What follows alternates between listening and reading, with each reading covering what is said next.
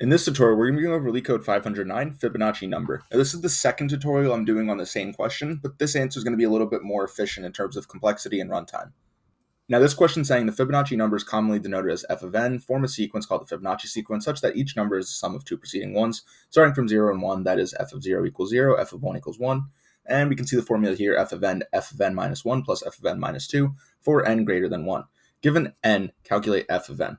Now, we can see here, these are our example test cases. I'm not going to spend too much time here as this is the second tutorial. So I'm going to come over right to the coding section. Now, what we're going to do for this question is similar to the setup for the last. So we're going to start it off here with if n less than 2, and we're going to set the initial condition. This is just going to return n. Now, this is because any of the n's less than 2, for example, 0 or 1, just return these here. So we're just going to have it return its initial value. If it's greater than 2, then we'll have to run more conditions. Now, in the case that it is greater than 2, we're going to initialize two variables, a and b, equal to 0, 1. And this will make more sense in a second. So we can then come down and we're going to do for underscore, a throwaway variable, in range 2, n plus 1. Now, this is just going to help us generate a range of numbers. Say we do get a larger n, this will just create a larger range. Now, we're going to come down one more time. We're going to do a, b equals b, a plus b.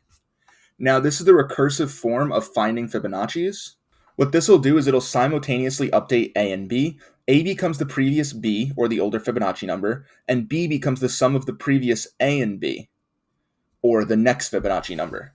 Now, after this, we could just do return b, and we can give this a test. You can see our test case does indeed run, and we could submit.